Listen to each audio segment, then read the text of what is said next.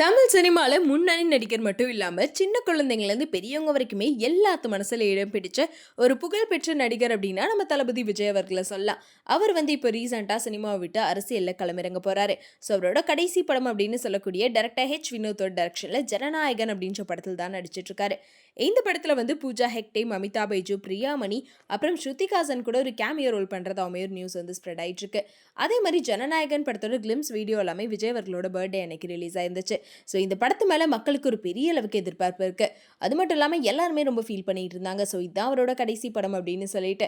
ஆனால் மமிதா பைஜு என்ன சொல்லியிருந்தாங்கன்னா 2026 எலெக்ஷனுக்கு அப்புறம் தான் விஜய் அவர்கள் சினிமாலேயே இருக்க போகிறாரா இல்லைனா அரசியலில் களமிறங்க போகிறாரா அப்படின்ற விஷயம் தெரியும் அப்படின்னு சொல்லி விஜயை ஷேர் பண்ணதா சொல்லியிருப்பாங்க. ஸோ அதனால 2026க்கு அப்புறம் தான் நமக்கே கன்ஃபார்மாக தெரியும். இந்த நிலையில தான் விஜயோட க்ளோஸ் ஃப்ரெண்ட் அப்படின்னு சொன்னாலே நமக்கு டக்குன்னு ஞாபகம் வருது நடிகர் சஞ்சீவ் தான். இவர் சின்ன திரை மூலமாக ரொம்பவே பிரபலமானவர். நிறைய சீரியல்ஸ்மே பண்ணிட்டு இருக்காரு. அது மட்டும் இல்லாமல் இவரோட ஒய்ஃப் பிரீத்தியுமே சின்ன திரை நடிகை தான். ஸோ விஜய் அவர்களுக்கு நிறைய ஃப்ரெண்ட்ஸ் இருந்தாலுமே சஞ்சீவ் அவர்கள் கூட தான் ரொம்பவே க்ளோஸாக இருப்பார்.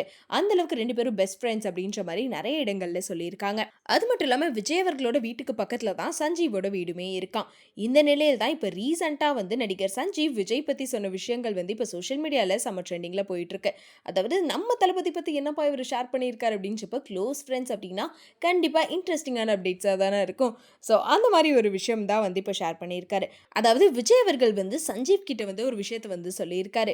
ஸோ அப்படி என்ன சொல்லியிருக்காரு அப்படின்னா, நீ தினமுமே டிவியில் வருவ, என்ன மாதிரியே நீ நடிச்சிட்டு இருக்க, டைலாக் பேசுகிறப்ப கூட என்ன மாதிரியே அதே இடத்துல நிறுத்தி பேசுகிற, அப்புறம் நான் உன்ன மாதிரி பண்ணுறேனா இல்லை நீ என்ன மாதிரி பண்ணுறியா அப்படின்றது எனக்கே சந்தேகம் வந்துடும்.